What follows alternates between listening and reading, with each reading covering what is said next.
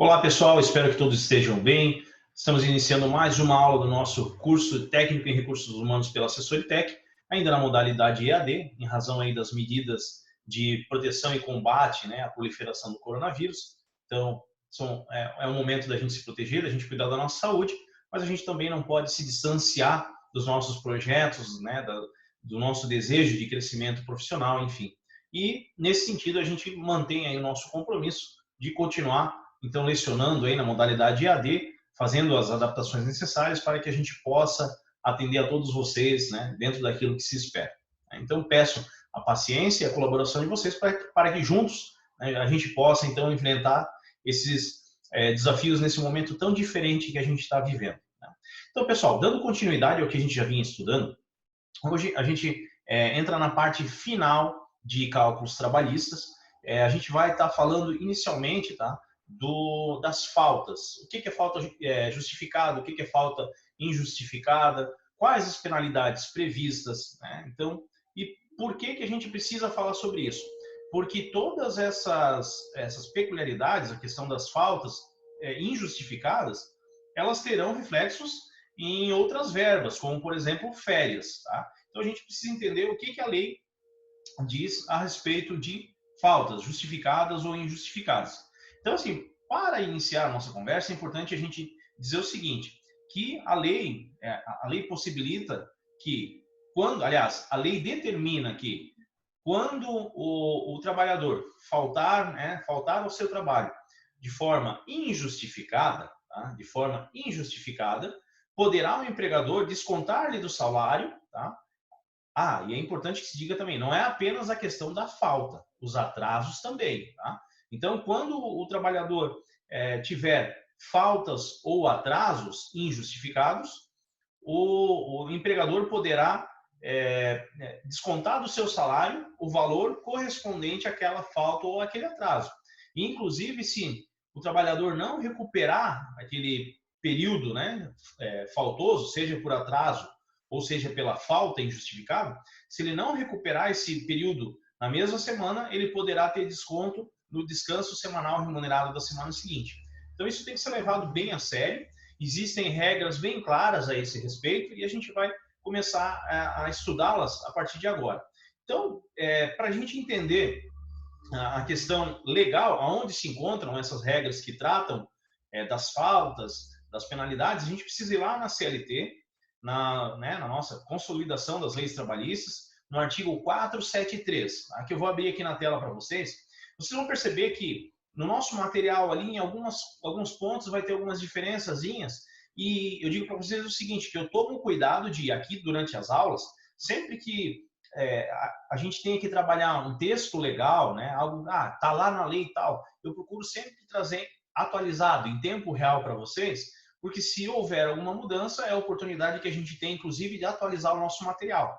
Né? Como exemplo, eu vi ali no nosso material uma questão ali de data, falta justificada, prazo, no caso de nascimento de filho, né? 5 dias, quando na verdade a CLT ela traz um dia, tá? Mas a gente vai passar cada uma das regrinhas e também é importante a gente mencionar o seguinte, gente, que a CLT ela traz regras mínimas, regras básicas, mas que se houver alguma situação que possa favorecer o trabalhador, alguma norma prevista em convenção coletiva, acordo coletivo de trabalho ou acordo individual, ou ainda no regimento interno, na regra interna da empresa, desde que favoreça o trabalhador, ela é válida, tá, gente? Então, assim, não é porque a CLT traz uma data mínima, por exemplo, de 1 dia ou 2 dias, né, e que não terá validade outras normas, né, que sejam mais benéficas ao trabalhador. Ao contrário, se houver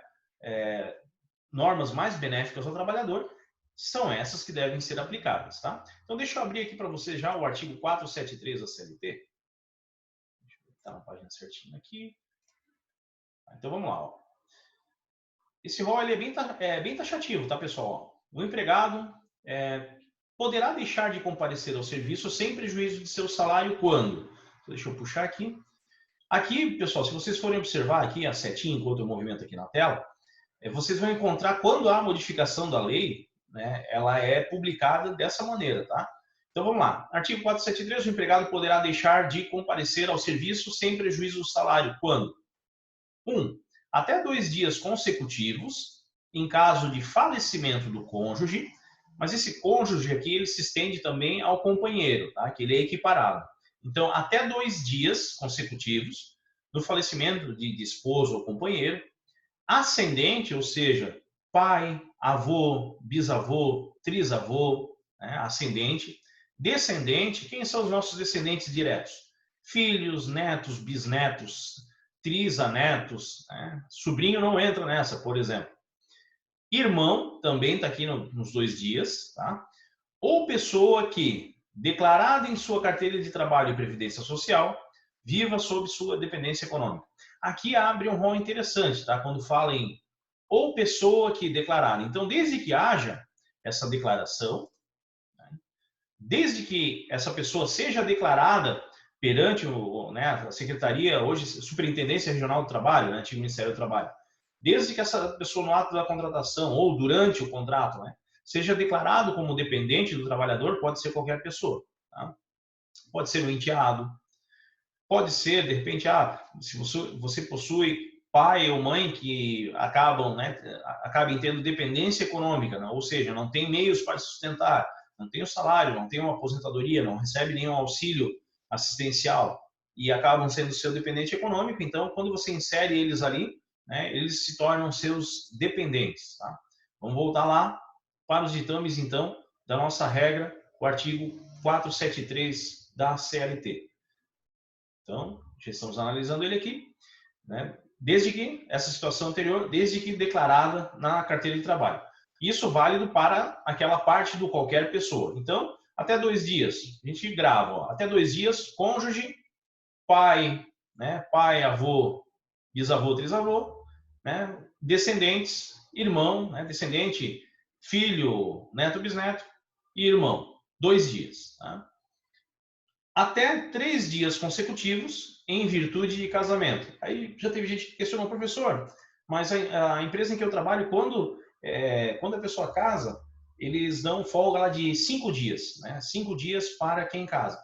Perfeito. Quando é mais benéfico ao trabalhador, não há problema. Então, essas regras mais benéficas, elas podem estar presentes lá na convenção coletiva, lá no acordo coletivo de trabalho, ou no acordo individual de trabalho, ou ser uma regra interna da empresa, desde que ela seja mais benéfica ao trabalhador, ela tem validade. Então, dando continuidade aqui, vamos lá. 3 dias, em virtude de casamento, olha só, por 1 dia em caso de nascimento do filho no decorrer da primeira semana. Tá? Então, isso vale só se for na primeira semana após o nascimento e apenas 1 dia. Por que foi determinado dessa maneira? Né? Porque era o período para se fazer o registro da criança. Tá? É o período que a lei entende ser o necessário. Vocês vão dizer, professor, mas aqui na apostila está em 5 dias. De repente, na hora de se colher o material, foi pego uma outra base, às vezes tem sindicatos que preveem essa data, tá? Mas a CLT, ela é expressa, e aqui eu estou mostrando para vocês a página aberta em tempo real, né, da nossa CLT, onde diz que a última, aliás, não é que a última alteração, tá? Que foi lá o decreto-lei número 229 de 67 que incluiu esse inciso, tá? Quando nasce o filho. Vamos ao próximo aqui, ó, inciso 4. Por 1 dia em cada 12 meses de trabalho, ou seja, 1 dia por ano. Quer dizer, eu também não posso dizer 1 dia por ano, né? Porque não é o correto. É 1 dia em cada 12 meses de trabalho, ou seja, mas para que fim? Vamos ao fim e depois a gente vem para analisar isso aqui. 1 dia em cada 12 meses de trabalho, em caso de doação voluntária de sangue devidamente comprovada. Então, por exemplo, a gente tem aqui na nossa cidade, a gente tem o Hemosc, né, que faz a coleta do sangue aí dos doadores. Então, quando ele fala 1 vez a cada 12 meses, pensando que a gente está em maio, hoje, dia 21 de maio de 2020, tá? Então, alguém que venha fazer doação hoje, né, ou amanhã, né, alguém que venha fazer doação amanhã, 22 de maio de 2020, não terá seu desconto, né, no salário, digamos assim, o dia dessa doação de sangue ela será remunerada, o dia será remunerado, e, novamente, ele só terá esse direito daqui 12 meses. Tá?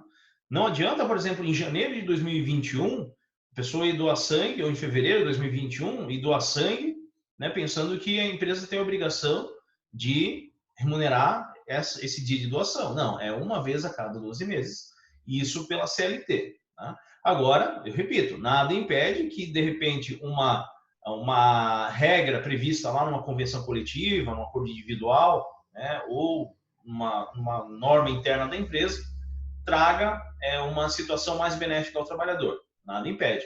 Mas já sabe, doação de sangue, uma vez, um dia a cada 12 meses. Tá? Vamos lá, adiante. Vou abrir aqui novamente a internet. Inciso 5. O inciso 5 nesse caso. Até 2 dias consecutivos ou não, para o fim de se alistar eleitor nos termos da lei respectiva. Então, assim, existe uma lei eleitoral que trata de como deve se proceder para a inscrição eleitoral, né? E aí, por isso, a lei ali traz dessa maneira. Vamos imaginar que seja, você precisa se inscrever, hoje tudo sistema automatizado, mas ao tempo da criação dessa lei, você precisava lá apresentar a inscrição, de repente pegar uma guia, pagar uma taxa, enfim, algumas situações, e depois ir lá e retirar o título de eleitor. Isso não era na hora. Hoje o sistema é informatizado, mas isso não era na hora. Então, nesse período, a lei, né, previu que era possível, para fins de alistamento eleitoral, você folgar até 2 dias, né, para ficar regular, né, para regularizar sua situação eleitoral sem desconto no salário. Prosseguindo. Vamos lá. Inciso 6. Vamos lá. Ó, no período de tempo em que tiver de cumprir as exigências do serviço militar, aqui diz referidas na tal. Mas depois veio uma regrinha que diz que se for serviço, né, voltando aqui, no período de tempos em que tiver que cumprir as exigências do serviço militar, qualquer que seja ela, tá? Então não é apenas ali da letra C, tá? Qualquer que seja ela, a pessoa, seja o alistamento, seja para fazer o juramento à bandeira, enfim, ou, né, para se apresentar para fins de convocação, o dia, enquanto a pessoa precisar se apresentar, tá, para fins de cumprir exigências do serviço militar, esse período será remunerado sem desconto. Tá? Aí você tem também, no inciso 7, nos dias em que estiver comprovadamente realizando provas de exame vestibular para ingresso em estabelecimento de ensino superior. Aí muitos de vocês devem estar se perguntando, tá, mas o vestibular, normalmente ele é feito aos domingos, né? Ou aos sábados, aos domingos, enfim. Mas se a gente pensar que a nossa lei, ela permite inclusive trabalhos aos sábados e domingos, então essa regrinha ali, ela visa impedir que, por exemplo, o empregador dificulte o ingresso do seu empregado, né, no curso de ensino superior. Talvez corra o pensamento em você assim, tá, mas qual empregador que faria isso? Pois é, gente, é triste, mas existe, tá? Tem empregador que, digamos assim, ele conta com mão de obra, às vezes mão de obra barata e não qualificada, tá? E aí ele tem um funcionário muito bom lá na mão de obra e tal, mas esse funcionário, ele está querendo alçar voos maiores, ele está querendo ir buscar outras coisas, inclusive fora daquela empresa. Então, para aquele empregador, quanto maior for o tempo, digamos assim, que ele esteja à disposição da empresa, que ele não consiga atingir esse objetivo, para aquele empregador, né, acaba sendo melhor. Se ele não tem um local, uma oportunidade para aquele trabalhador, né, então, você pode dizer, parece lógico, tá? Claro, a gente vai entrar aqui digamos assim, num debate e tal, mas assim, quem criou a lei criou nesse espírito de que ninguém pode, nenhum empregador pode impedir o empregado, né, ou desestimular, né, porque nesse caso ali a gente não está falando em impedimento, a gente está falando em desestimular, quando você desconta do salário do trabalhador, né, que vai de repente lá prestar prova do vestibular. Então, ele pode fazer a prova dele sem se preocupar com o trabalho, né? Então, é uma norma que ela prestigia a educação, né? Então, nesse sentido, prestigia o desenvolvimento pessoal do trabalhador, né, do empregado. Vamos prosseguindo. Inciso 8º. O inciso 8, pelo tempo que se fizer necessário, quando tiver que comparecer em juízo. Então, seja como réu, seja como autor, seja como testemunha, tá? Enquanto se fizer necessário que a pessoa permaneça em juízo, tá? Se apresente em juízo, ela não terá desconto no salário dela, né? Desde que esse comparecimento ocorra no seu horário de trabalho. Claro que há situações que, às vezes, a pessoa já foi viver em outro lugar, né? Foi cuidar da própria vida e, por alguma razão, precisa comparecer em juízo, seja como testemunha, seja como réu, numa localidade, né, longínqua, diferente. A lei diz que é enquanto ele estiver à disposição da justiça.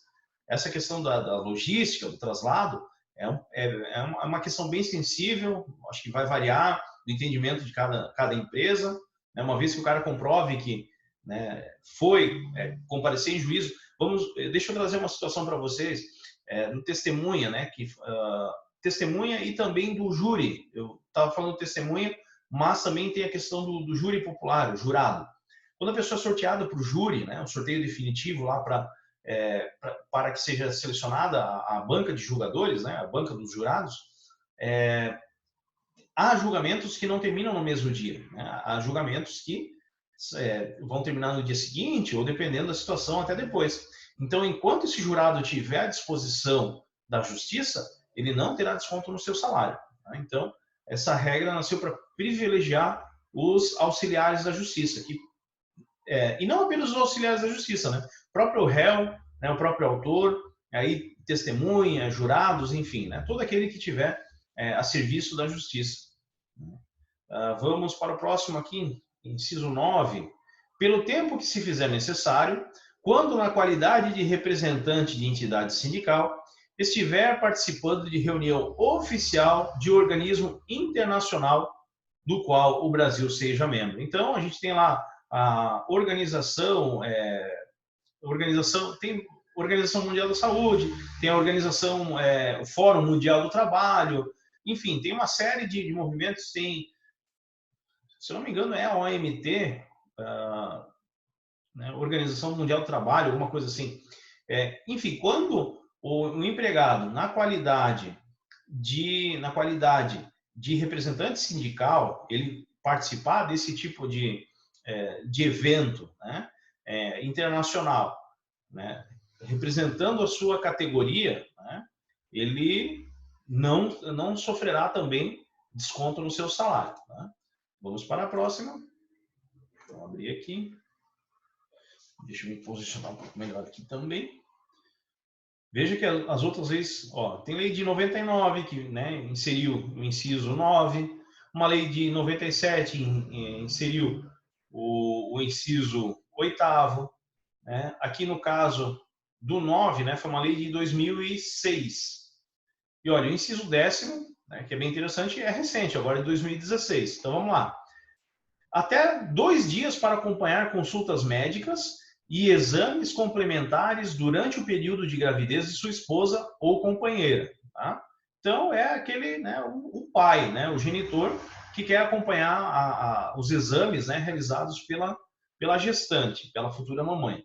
Então, é direito do pai, durante a gestação, acompanhar, tirar 2 dias, né, do trabalho sem perda de remuneração para acompanhar a gestante à consulta médica. E essa gestante precisa ser, né, sua esposa ou companheira, não é qualquer gestante, né? Inciso 11º, né? Por 1 dia por ano para acompanhar o filho de até 6 anos em consulta médica, tá? Então, claro, a gente sabe que tem situações que o médico dá atestado também para a mãe, ou, né, para a mãe ou para o pai, mas isso aqui é o que a lei determina, tá? Então, 1 dia por ano para acompanhar o filho até 6 anos. A partir de 6 anos, esse benefício ele é extinto. Tá? Então, pessoal, essas aqui seriam as regrinhas, tá? Essas aqui seriam as regrinhas que tratam das faltas justificadas e também dos seus prazos, tá? Mas tem uma outra situação assim, ó, além, né, dos itens do artigo 473, também são consideradas faltas legais, tá? Se a sua ausência for devidamente justificada, segundo o critério de administração do estabelecimento. Ou seja, se a empresa tem uma regra própria, que eu falei ali do acompanhamento do pai, né? Voltando ali uma vez, né? Uma vez por ano até os 6 anos para acompanhamento em consulta médica. Se de repente a norma da empresa, a norma do estabelecimento, disser que esse número de faltas justificáveis ele é maior, fica valendo aquela regra mais benéfica ao trabalhador. Da mesma forma, quando houver paralisação do serviço, nos dias em que, por conveniência do empregador, não tenha havido trabalho. Ou seja, eu vou citar uma ocorrência de uma empresa, uma vez que era uma indústria têxtil, né? A gente trabalhava lá com tinturaria, acabamento, e são setores que precisam de vapor, portanto, precisam de um funcionamento pleno da caldeira. E a caldeira estava em manutenção e ficou fora de operação por 2 dias. Então, foram 2 dias que o trabalhador, ele tinha o ânimo, tinha a vontade de trabalhar, mas a empresa, né, não, digamos assim, não tinha como exercer o trabalho dele porque existia uma questão estrutural na empresa. Então, esses dias ali em que eles não puderam trabalhar, a empresa deve justificar, né? Ele não pode ter desconto no seu salário, deve ser considerado uma falta justificada. Também, se a falta ao serviço estiver fundamentada na lei sobre acidente de trabalho, vocês percebam, e a gente vai falar além do acidente do trabalho, a gente também vai falar em caso de doença do empregado, né, devidamente comprovada. Essas 2 situações de acidente e de doença, vocês percebam que não estão ali no rol do artigo 473 da CLT. Já vou falar para vocês onde é que está, né? Mas elas não estão na CLT, atestado médico, nem questão de afastamento por acidente de trabalho, nem o que eles chamam de... porque assim, a gente tem o afastamento por incapacidade e acidente de trabalho ou afastamento do trabalho por doença. A gente tem esses 2 tipos de afastamento. Nenhum deles previstos na CLT, né? Ele tem uma norma previdenciária que trata disso. E ainda, faltas abonadas previstas em acordo ou dissídio coletivo de trabalho. Então, se porventura o dissídio coletivo ou acordo coletivo trouxer outras hipóteses, tá, de falta justificada, por exemplo, participação em curso. Vamos pensar aqui, um profissional que... Deixa eu até voltar aqui e abrir a tela para vocês. Aliás, a tela está aberta para vocês, é para mim que ela não está. Vamos imaginar o profissional que trabalha com transporte de inflamáveis, tá? De inflamáveis. O popular motorista do caminhão-tanque, né? Caminhão de combustíveis e tal. Então, motorista de inflamáveis. Precisa ter aquele curso lá, o curso MOP, né? De movimentação e operação de produtos perigosos, alguma coisa assim. É uma habilitação especial que ele precisa fazer periodicamente, ele precisa fazer reciclagem para que ele possa trabalhar. Então, quando o funcionário está em curso, claro, as instituições elas se organizam muitas vezes para que esses cursos sejam ministrados aos finais de semana, e aí as empresas pelo menos devem pagar hora extra, tá? Quando o curso é ministrado pela empresa, né? Quando é uma exigência, deve ser pago hora extra. Ou ainda, né, quando não é no final de semana, é durante a semana, mas enquanto o funcionário estiver lá no curso, é falta justificada. Ele não está no trabalho, mas ele está agindo em prol, né, de poder atuar naquela profissão. Então, essa falta ela é justificada. Tá? Voltando ali, na questão de atestado médico e afastamento por acidente de trabalho, tá? nós não temos norma prevista na CLT. Nós vamos ter em outro local que eu já vou mostrar para vocês aqui. Deixa eu só abrir. Eu nessa sempre de abre a câmera, fecha a câmera, né? Então vamos lá. Aqui. Não, deixa eu abrir a lei lá, tá? O texto ele está lá na portaria 3291 de 84. Tá? Deixa eu apresentar essa portaria para vocês. Vou abrir aqui a portaria. Ó, então é o seguinte, essa é uma portaria, conforme diz o nome dela aqui, né, uma norma federal lá de 1984. Ela é uma portaria que adveio do Ministério do Estado e da Previdência e da Assistência Social na época, tá? Que hoje, digamos, ela é compatível, tá? Esse ministério, com esse nome não existe mais, né? Que seria o MPAS, Ministério de Estado da Previdência e Assistência Social, né? Então, hoje a gente tem o Ministério da Economia, que trata disso também, tá? Mas aí você tem ele não é tratado como um ministério, e sim né, a gente tem a Previdência Social. Mas essa aqui, olha só, é uma portaria que ela é válida ainda. Deixa eu colocar a imagem aqui no cantinho. Que essa sim, essa portaria, ela traz digamos assim, a previsão legal para que o atestado médico, né, e o atestado por acidente de trabalho, o afastamento por acidente de trabalho, sejam compreendidos como faltas justificadas, pelo menos na época, né, falava-se em primeiros 15 dias de trabalho. Então, olha só, aqui, a lei diz assim: considerando a necessidade do empregado justificar sua ausência perante a empresa onde presta serviço por motivo de doença e de acordo e para os efeitos do artigo 27 da Consolidação das Leis da Previdência Social, aprovada pelo decreto tal e tal e tal, regulamento tal, aí aqui que vem o dispositivo, ó. A concessão de atestados médicos para dispensa de serviços por doença com incapacidade até 15 dias será fornecido ao segurado no âmbito dos serviços da Previdência Social por médicos aqui está como INAMPS, hoje é SUS, tá? De empresas, instituições públicas e paraestatais e sindicatos urbanos que mantenham contratos ou convênios com a Previdência Social e por odontólogos nos casos específicos em idênticas situações. Mais algumas determinações aqui da lei, eu já vou explicar ela certinho.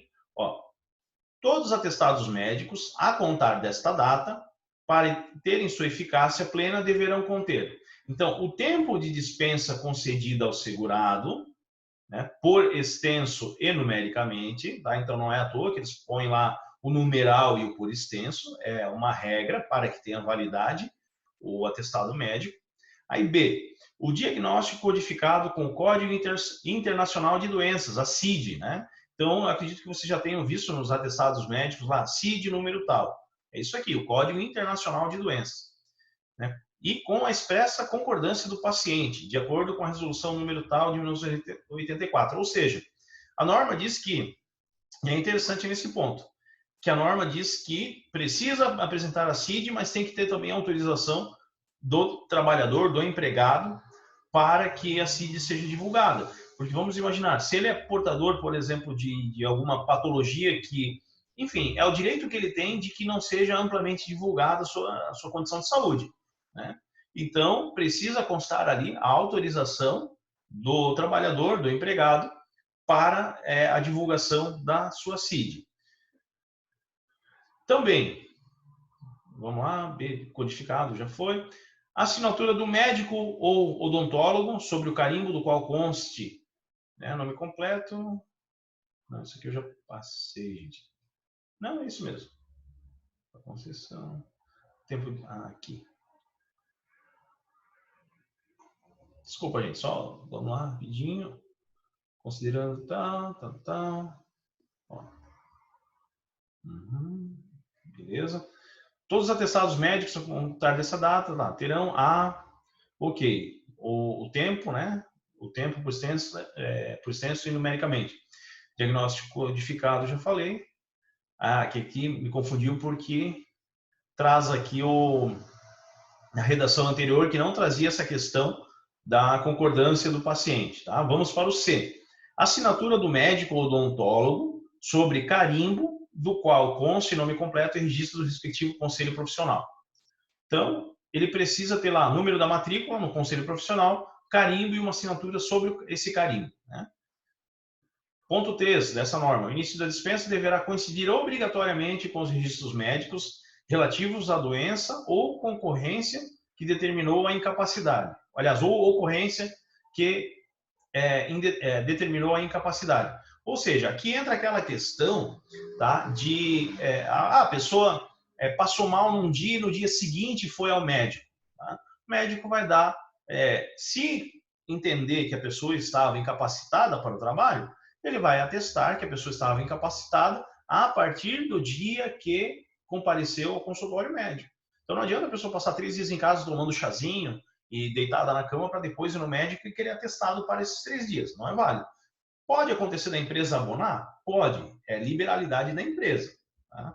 Mas a lei, né, vocês percebam que o atestado médico nem está na CLT, o atestado médico está numa outra norma da Previdência Social, né?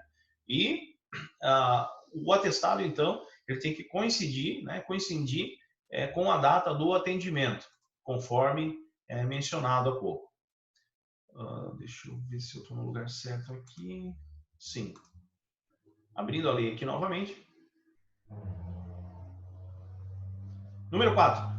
Nos serviços próprios do INAMPS, antigo INAMPS, hoje é SUS, tá, pessoal?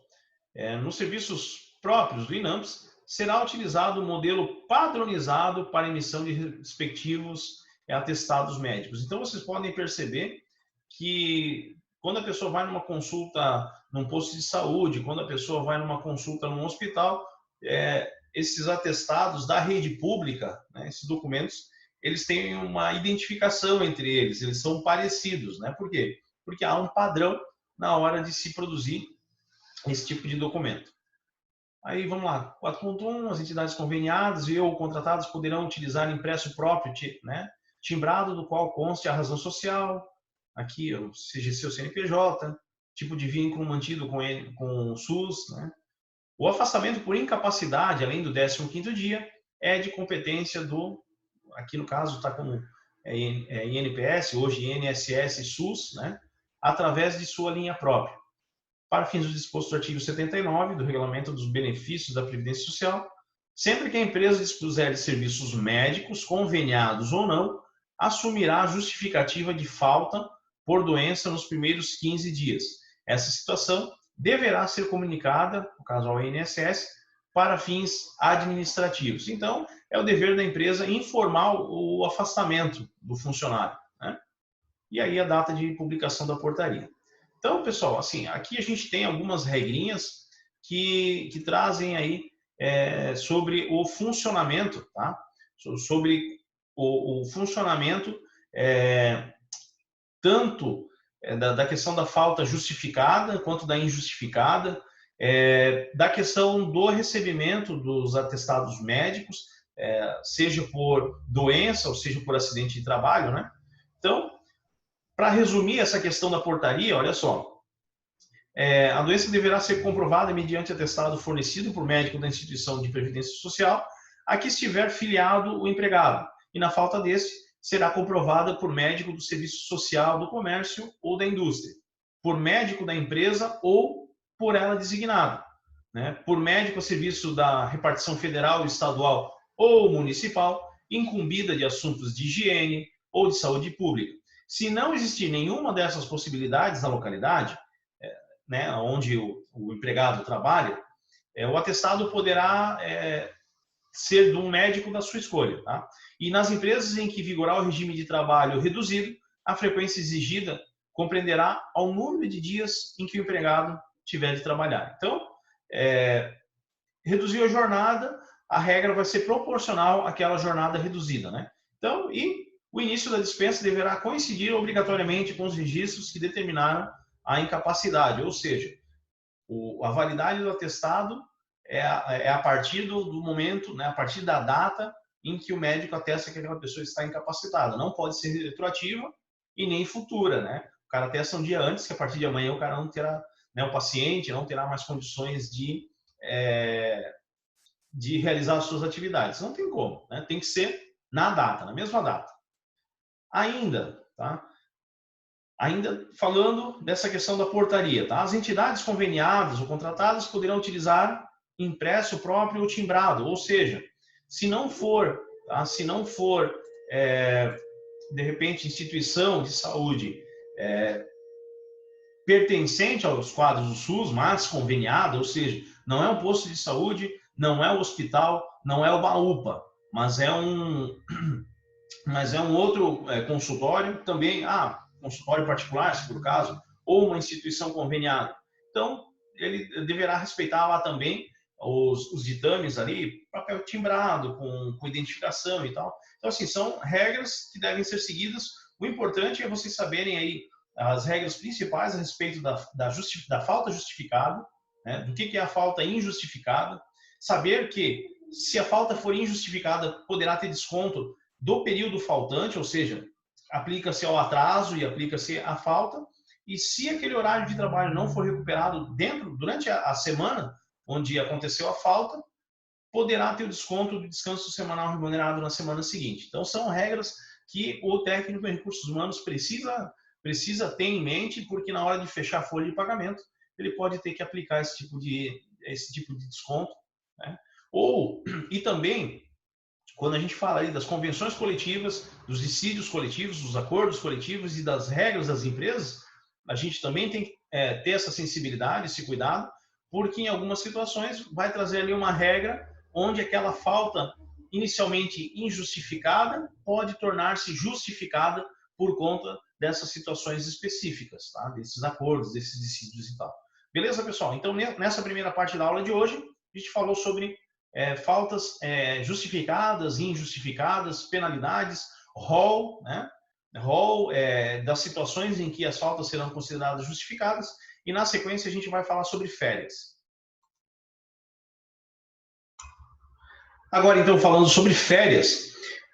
Férias, né, é o direito adquirido, aliás, é o direito que o empregado adquire quando ele cada vez que ele completa o ciclo de 12 meses trabalhados na empresa. Então, ele acaba conquistando o direito a gozar férias. Trabalhou 12 meses, ele tem o direito de folgar 30 dias de maneira remunerada. É importante que se diga, primeiro, em relação às férias, no momento em que a empresa vai conceder férias ao trabalhador, ele tem direito a receber 1/3 sobre o valor. Vamos imaginar, a empresa vai dar férias seguidas, 30 dias. Ok. Então, se o salário dele durante o ano, a média, foi de R$1.000, né, R$1.000 por mês, nas férias, ele vai receber R$1.000 mais 1/3 sobre esses R$1.000. Ou seja, vai ficar lá em 333,33, ou, para arredondar, 333,34. Né? Então, ele vai receber R$1.000 de salário, né, de férias, e mais o terço constitucional, R$333,34. Esse terço constitucional ele está previsto lá na nossa Constituição, e por isso se chama terço constitucional. Né? Além disso, é importante que se diga, a partir de que momento? Eu falei ali dos 12 meses. Então, a gente precisa saber separar. Tá? Isso em sala de aula eu costumo colocar no quadro. Acredito que nas nossas primeiras aulas presenciais eu tratei disso com vocês. De que os primeiros 12 meses que você trabalha na empresa, ele é o período aquisitivo. É quando você passa a adquirir o direito a férias. Nos primeiros 12 meses. Após os primeiros 12 meses, você termina o primeiro ano aquisitivo e já vai começar o segundo. Mas, ao mesmo tempo que você começa o segundo ano aquisitivo, você começa o primeiro ano concessivo. Tá? Mas agora confundiu aquisitivo com concessivo? Vamos tentar simplificar. Aquisitivo é quando você adquire o direito, né, a gozar férias. Então, por isso você precisa trabalhar os 12 meses. 12 meses, período aquisitivo. Período concessivo é o período em que a empresa deve conceder férias ao trabalhador. Quando que começa o período concessivo? Quando você termina o primeiro ciclo de 12 meses, aí começa o primeiro período concessivo. Ou seja, o trabalhador ele tem que trabalhar um ano para, no ano seguinte, ele poder folgar, poder tirar férias. E se a gente pensar como se fosse uma linha do tempo, estamos em 2020, vamos pensar, pode ser uma pessoa que está entrando na empresa hoje, 21 de maio de 2020. Até 21 de maio de 2021, essa pessoa, esse empregado, ele ainda não adquiriu o direito a férias, o direito a gozar férias. Ele vai finalizar o seu primeiro período daqui a um ano, 21 de maio de 2021. Quando que ele passa a ter direito de gozar dessas férias, que essas férias devem ser concedidas? A partir do primeiro dia do ano concessivo, do período concessivo, que nesse caso seria de 21 de maio de 2021,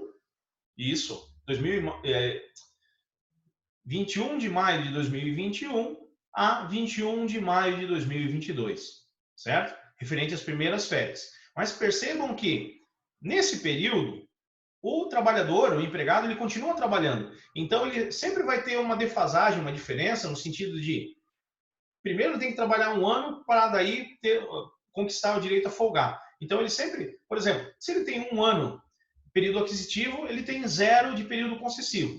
Agora, se ele tem 2 anos de período aquisitivo, ele tem 1 ano de período concessivo.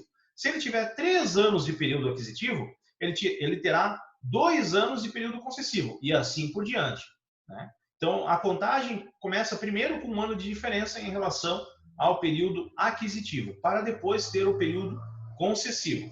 Tá? Então, espero que, aqui na medida do possível, e acho que depois eu consigo redigir um documento ali para demonstrar essa questão do período aquisitivo, do período concessivo, para a gente fixar bem, mas é importante que se diga. Primeiro, o trabalhador tem que trabalhar um ano, adquirir o direito para, no ano seguinte, poder gozar férias, ter o direito, né, adquirido de gozar férias.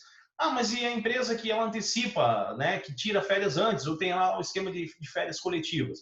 Então, é possível antecipar? É possível antecipar, e aí trata-se de mera liberalidade. Tá? E aí você vai ter a questão das férias proporcionais. Tá? Quando você ainda não atingiu, né, não completou o período aquisitivo, você vai ter as férias proporcionais, né, que em algumas situações, férias proporcionais, por exemplo, em justa causa, perde direito a férias proporcionais. A gente, no início da aula ali, na primeira parte da aula, a gente falou das faltas. A gente vai ver já na sequência que, de acordo com o número de faltas que o empregado tenha, né, no período, isso vai interferir nas férias dele também. Então, é importante a gente estar antenado nisso. Existe uma tabelinha que trata disso, a gente já vai demonstrar isso aqui. Tá? Mas, então, férias, com pagamento, né, férias, período aquisitivo, primeiros 12 meses de contrato, inicia-se quando o período concessivo, a partir, né, nos 12 meses subsequentes ao período aquisitivo. Tá? E o que acontece se o trabalhador não gozar suas férias no período concessivo, ali nos 12 meses subsequentes ao período aquisitivo? Então, é aplicada à empresa a penalidade de pagar em dobro aquelas férias. Então, se o trabalhador iria receber 30 dias remunerados de férias, ele fará jus, ele terá direito a receber 60 dias de férias remuneradas. Uma outra regra importante que mudou ali a partir de 2017 foi na questão da divisão das férias. Antes você não podia fracionar, você podia abonar 10 dias, mas não podia fracionar. Então, você abonava 10 e folgava 20 dias corridos. Então, a reforma trabalhista de 2017, ela flexibilizou essa regra, permitindo hoje que você fracione o período de férias em até 3 períodos, no máximo, sendo que um período deles não pode ser inferior a 14 dias, E os outros 2 períodos não pode ser nenhum deles inferior a 5 dias. Então, tem também algumas regrinhas, mas é possível fracionar os dias, né, a folga, o gozo de férias, e aí sempre visando. E aí, nesse ponto, pessoal, é importante que se diga o seguinte: as férias, essa questão da escala de férias, elas devem ser organizadas de acordo com o melhor interesse do empregador. Afinal de contas, se o espírito da lei trabalhista é de que haja continuidade do trabalho, a empresa, assim como o trabalhador precisa que o trabalho seja contínuo, porque ele depende da alimentação, ele precisa se alimentar continuamente, da mesma forma, a empresa, ela também precisa, digamos, agir de modo que ela seja autossustentável, que ela seja economicamente viável e que consiga cumprir com seus compromissos, principalmente, né, compromisso sob a ótica do trabalhador, principalmente compromissos trabalhistas. Então, nesse ponto, o legislador disse, ok, já que o empregador precisa conceder férias remuneradas, precisa pagar para o trabalhador para que ele possa descansar, então é o empregador que vai definir a escala, a época, né, respeitados ali as regras mínimas, né, que nesse momento são de um dos períodos não inferior a 14 e os outros 2, nenhum deles inferior a 5 dias. Fora isso, em que época do ano, né, desde que seja ali dentro do período concessivo, é o empregador que vai decidir, de acordo com a sua conveniência. Tá? Também é importante que se diga isso. Então, eu quero trazer para vocês ainda aqui a tabelinha com relação às faltas justificadas, aliás, com faltas injustificadas, porque elas vão interferir, tá? Elas vão interferir na contabilização das férias ao final. Tá? Então, vamos lá. Até 5 faltas justificadas no período aquisitivo, né, você mantém o direito a 30 dias corridos de férias. Ou seja, a cada período de 12 meses, período aquisitivo, você mantém, né, você não tem desconto de dias de férias. Você mantém o seu direito a 30 dias de férias. Mas, se você falta, a partir de 6 faltas injustificadas, até 14 faltas, né, e também justificadas, isso no período aquisitivo, você terá uma redução de 6 dias, tá? De 6 dias nas suas férias. Ao invés de você poder gozar 30 dias, você vai poder gozar apenas 24. Agora, isso ali das faltas de 6 a 14 dias. Quando você tem, lembrando que não precisam ser faltas consecutivas, pode ser ali durante todo o prazo do período aquisitivo de 12 meses. Até porque a gente sabe que a partir de 15 dias, né, de falta, pode ser considerado justa causa por abandono de emprego. Tá? Então, precisamos prestar atenção e saber diferenciar isso. A partir de 15 dias de faltas até 23 dias de faltas injustificadas no período aquisitivo, haverá uma redução do período de férias desse trabalhador, tá? De 12 dias. Tá? Então, ele terá apenas 18 dias de férias. Passou, então, de faltas de 15 a 23 dias, ele perderá 12 dias, gozará apenas 18. A partir de 24 faltas injustificadas por ano, tá? A partir de 24 até 32 faltas, né, ele perderá, então, 18 dias. Né? Na penalidade anterior, eram 12. Passou de 24 faltas no ano até 32, tá? Até 32, ele perderá 18 dias de férias e gozará apenas 12 dias. Né? Agora, se ele faltar acima de 32 faltas no período aquisitivo, ele perde totalmente o direito a férias no período seguinte, no período concessivo. Por quê? Ora, se ele faltou 32 vezes de maneira injustificada e as férias seriam de 30 dias, então ele acabou perdendo o direito a férias, porque a lei entende que se a empresa não desligou ele, se a empresa não demitiu ele, ele já tirou as férias de forma parcelada, né? Já tirou as férias de forma parcelada e ele perde o direito a férias. Por isso que a lei veda, tá? A questão, ela proíbe, tá? Quando eu falo veda, é proibir, ela proíbe você fracionar de outra maneira, tá? as férias, conforme eu falei ali, os prazos hoje são um período no mínimo de 14 dias e os outros dois, nenhum deles inferior a 5.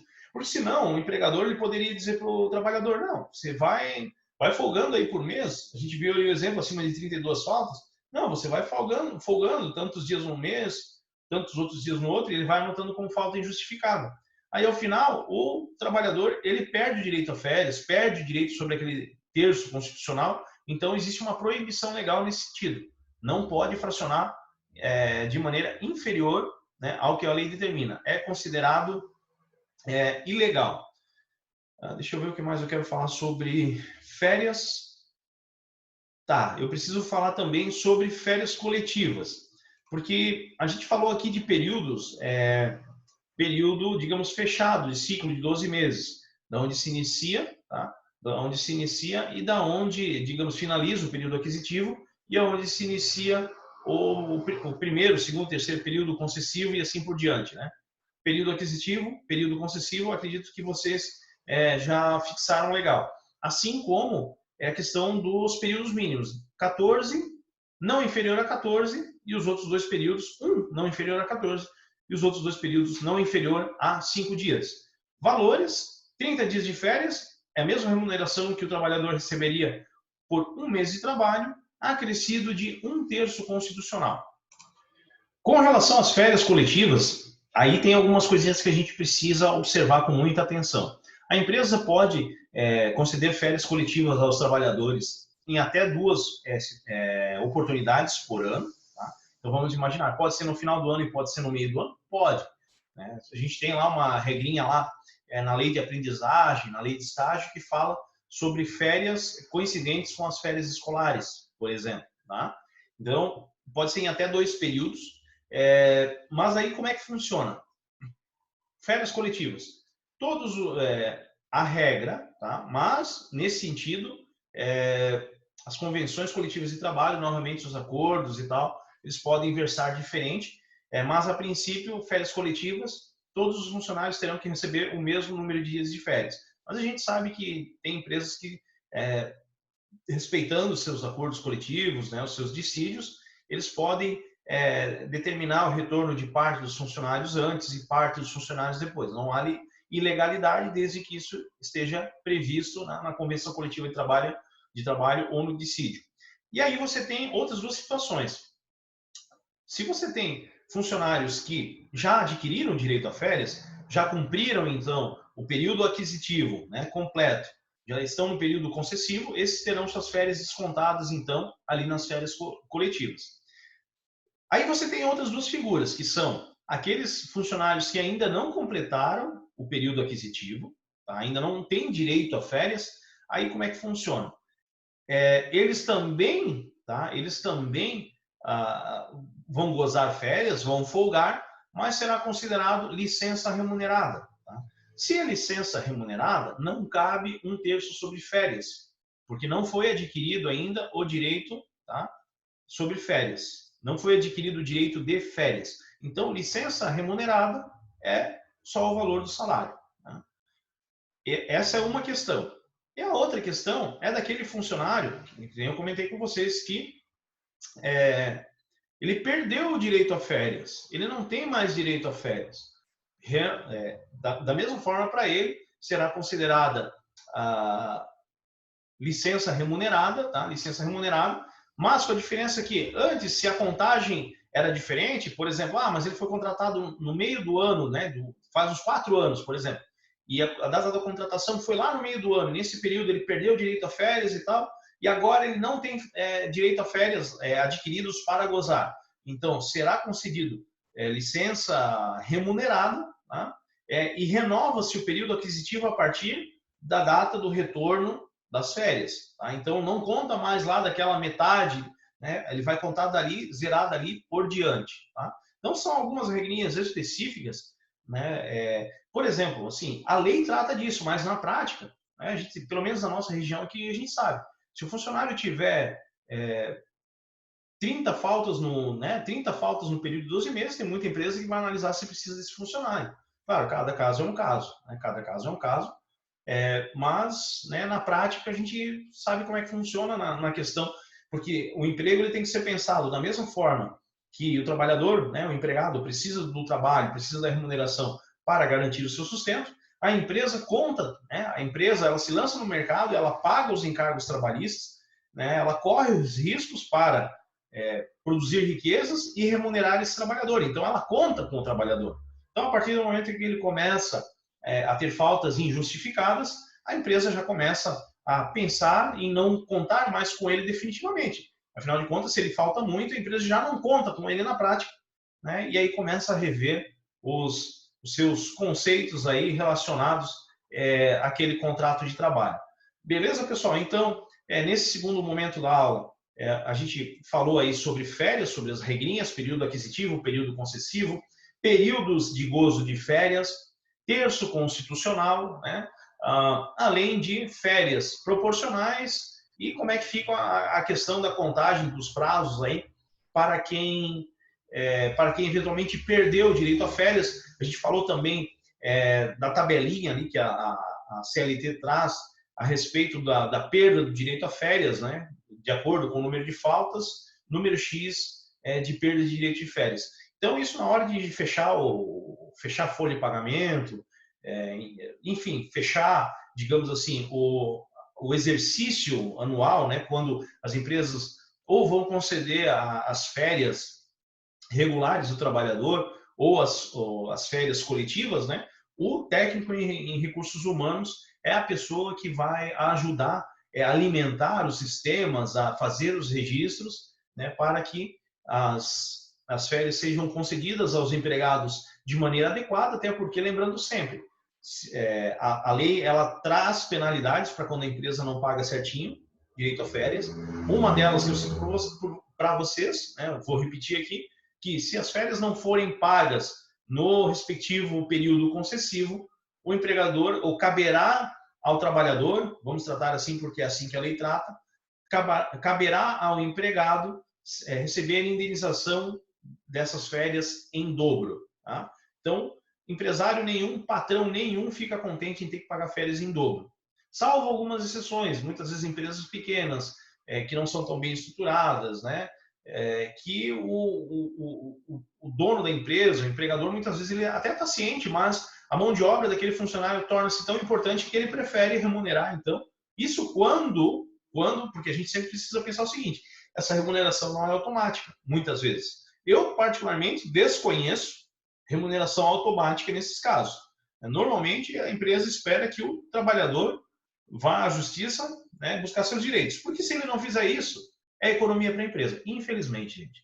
Infelizmente. Então, quem sabe, nós como profissionais, no caso, vocês como profissionais de RH, né, de recursos humanos, daqui para frente, possam auxiliar as empresas, aí, inclusive na tomada de decisões na hora de administrar os contratos de trabalho, né, dos empregados aí das organizações. Tá bom, pessoal? Então, nesse bloco seria isso. Na sequência, a gente vai falar então sobre o 13º salário.